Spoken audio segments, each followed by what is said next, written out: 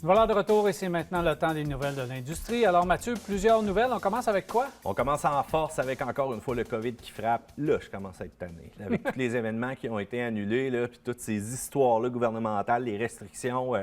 Bon, on n'embarquera pas là-dedans, mais Non. je suis émotif, d'accord?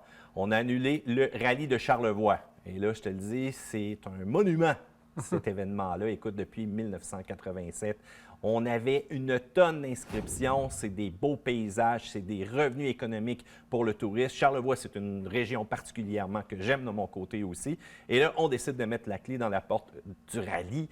Ça fait mal encore une fois. Là, c'est toutes les restrictions gouvernementales qui viennent littéralement affecter ça. Il n'y a pas personne qui veut prendre le risque à quelque part qu'une éclosion arrive.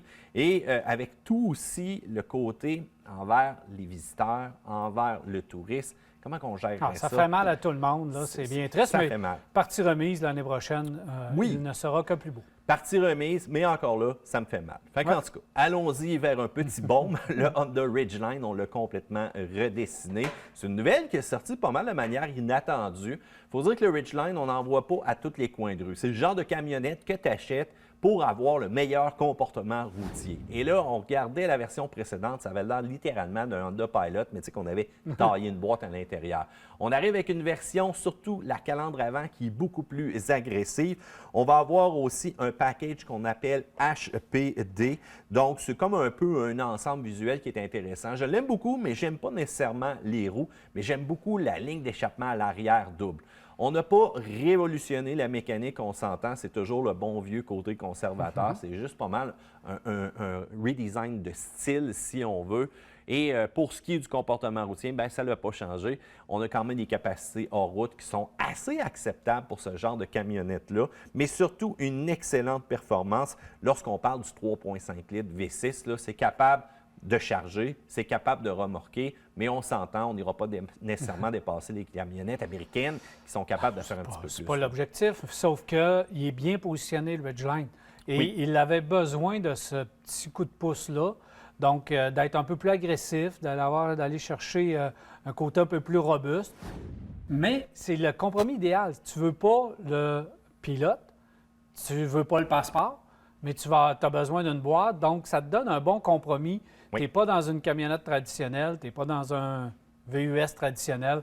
Alors, je le trouve bien positionné, ce véhicule-là. En plus, à l'intérieur, on a quand même fait un petit effort, le fameux système multimédia qui tirait de la patte là, dans la moyenne des véhicules Honda. Enfin, on a ramené ça à jour. Puis, il ne faut pas oublier une chose. Moi, quand j'embarque mon VTT là-dedans, là, le panneau est solide, l'ouverture aussi qui est assez spéciale, le compartiment en dessous, c'est plein de petits trucs intéressants, le fun, qui fait que quand tu n'as pas besoin d'une grosse camionnette, ni d'une capacité de remorquage qui dépasse 5000 livres, c'est un pensez-y bien, parce que le confort routier est exceptionnel. Je pense qu'ils sont à titre indicatif, les roues. Non, ils font bel et bien partie du package que je te parle, mais je dois t'avouer que sur ceux-là, je ne pas. Ça change. Oui, tu as raison, ça change, puis ça se met noir. On y va avec le bye-bye des véhicules cette année du côté de Jaguar. Bien, c'est terminé pour la XE, la XF, même la Sport Break qu'on avait.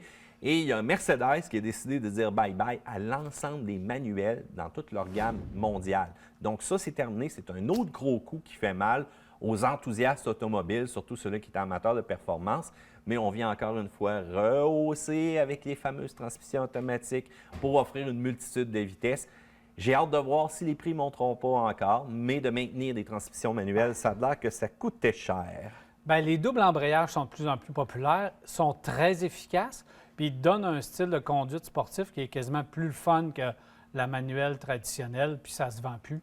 Il n'y a plus de demande pour la manuelle traditionnelle. Il y a les puristes qui vont s'offusquer, mais tu leur poses des questions, puis la plupart du temps, ils conduisent une voiture automatique. Fait qu'il faut se calmer avec ça. Donc, il y a moyen d'avoir la conduite sportive quand même sans la boîte manuelle. De toute façon, quand ça tire beaucoup un véhicule, tu n'as même pas le temps de penser à changer de vitesse ou d'appuyer sur l'embrayage. Arrête, la double embrayage fait le travail plus vite que n'importe quel être humain. Ça te fait passer pour un meilleur pilote. Oui, sans avoir les skills pour autant. Autre chose. Oui, on y va avec des nouvelles de Mazda. Donc, on a assisté à une conférence virtuelle dernièrement. Bon, on le sait, la fameuse Mazda 3 arrive avec une motorisation turbo-compressée avec traction intégrale. C'est un peu le retour de la Mazda Speed, hein? Et les motorisations Mazda, beaucoup de couples, on nous annonce ça, mais il faut que ça aille avec l'essence aussi appropriée. Donc, ça va être intéressant, ça va être le fun, mais la Mazda 3 présentement qui s'essouffle un peu dans les chiffres de vente. J'ai été surpris. J'ai trouvé que Mazda, on cherche un peu la balance entre l'image de luxe, la performance. Conduite sportive. Oui, conduite sportive. On cherche un peu tout ça, mais en réalité, on n'arrive pas à se démarquer à fond. Pourtant, c'est un excellent véhicule. La ligne est belle, les couleurs, la performance. On ajoute encore, on bonifie. J'ai hâte de voir qu'est-ce que ça va donner. Là où est-ce qu'on vient corriger un peu les annonces qu'on avait faites au travers du temps, la fameuse motorisation Sky Active X qu'on avait parlé à maintes reprises dans les nouvelles, qu'on vous avait montré comment ça marchait, eh bien, on tire un trait là-dessus du côté du Canada. Fait que pour ceux-là qui rêvaient de voir un moteur avec le fameux allumage par compression, oubliez ça, c'est terminé. Pourtant, on a fait des annonces ailleurs, mais ici, c'est officiel, ça s'en vient pas. Fait que, On va commencer à être prudent du côté de chez Mazda. Hein. Tu te souviens de la Mazda 6 diesel? Oui. On l'avait annoncé depuis, et ça a duré un an et demi. On annonce le Sky Active X. Un an et demi plus tard, on l'abandonne. Ça ressemble beaucoup à ce qu'on avait annoncé avec la motorisation diesel, qui est finalement arrivé 3 ans plus tard ou 4 ans plus tard dans le CX-5. Oui, mais là, tu le vois-tu sur le site Web cette année? Non. Qu'est-ce qui se passe? On nous a dit que, bon, Transport Canada, les normes, les émissions, les ci, les ça. En tout cas, si vous avez mis la main sur un CX-5 diesel, il va peut-être être assez rare côté dans le futur. D'après moi, il ne devrait pas trop en réapparaître. Bon, parlons cependant de la motorisation électrique de Mazda. Ça, on a confirmé, ça s'en vient l'année prochaine. Fait que oui, on va avoir du nouveau. Pour ceux-là qui disent tout le temps, « Ah, Mazda ne croit pas en ça », oubliez ça, ça l'arrive. Le fameux MX-30, dans le fond, qu'on a utilisé comme appellation. Et du côté japonais, on a ajouté une version hybride. Fait que d'après moi, un petit 20$ à la table, qu'on devrait voir aussi cette possibilité-là du côté en sol américain, là, parce que veut pas, c'est la direction que pas mal tous les manufacturiers prennent présentement. Et en 2021, on travaille beaucoup la gamme. Les groupes d'options, on les travaille. On offre de nouvelles versions également, un peu plus luxueuses dans presque tous les véhicules. Puis la Mazda 3 Sport qui va être assez intéressante, merci. Plus de couple que n'importe quel autre véhicule de la catégorie. Exact. J'ai hâte de voir. J'ai hâte de voir, moi, tout. Donc, dans les scoops qu'on continue, parce que ça, c'était quand même un petit scoop intéressant qu'on a, là, on parle de la fameuse Subaru BRZ. Bon, ça, c'est pas le scoop en tant que tel, mais c'est pas grave. On parle de voiture qui est le fun à conduire. On a quelques images espions qui ont ressorti. Donc, Subaru croit encore dans la performance, ce qui dit que Toyota aussi doit sans doute encore y croire, hein, parce que c'est un petit véhicule conjoint. Là où est-ce qu'on va amener de la nouveauté, cependant, c'est que Subaru nous a annoncé qu'on allait avoir un véhicule électrique complètement nouveau qui va être signé Subaru. Bon, prenons un peu de recul. On sait que Toyota et Subaru travaillent ensemble et j'ai la confirmation, bon, entre guillemets, la conviction, disons, que Toyota va arriver aussi avec un véhicule électrique avec rien à voir avec ce qu'on a présentement.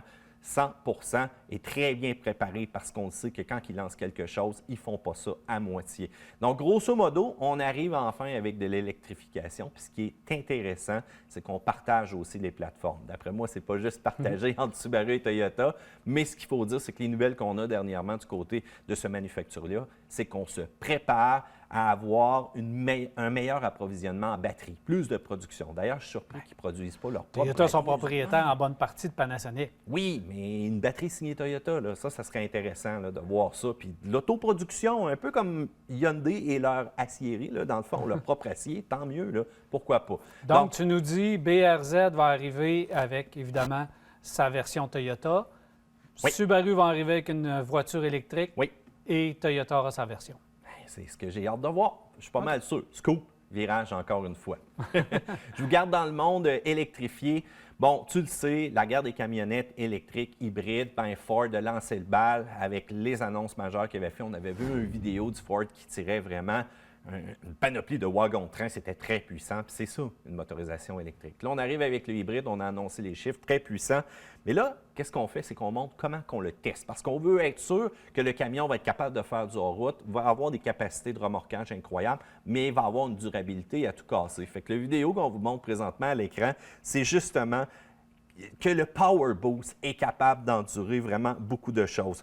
Donc, certains vont trouver que ils vont pas de main morte, mais c'est drôle, hein? Moi, j'ai l'impression de me retrouver dans les tests qu'on fait régulièrement. Il y en a même qui trouvent qu'on est trop rough avec les véhicules, mais quand on regarde ça, ils sont prêts à toute épreuve. Donc, de brasser le camion en mode suspension, de brasser la batterie, d'aller justement remorquer au-dessus de 12 000 livres, une pente qui a une inclinaison incroyable et sur plus d'une vingtaine de kilomètres. Le chiffre 20 km n'a pas de l'air impressionnant, mais dis-toi une chose, c'est extrêmement dur sur la mécanique. Fait que Ford se prépare bien et nous le partage. J'ai hâte de voir cette électrification-là du F-150. Avec plein de gadgets, le fun. On va Oui. pouvoir l'utiliser comme génératrice, son véhicule.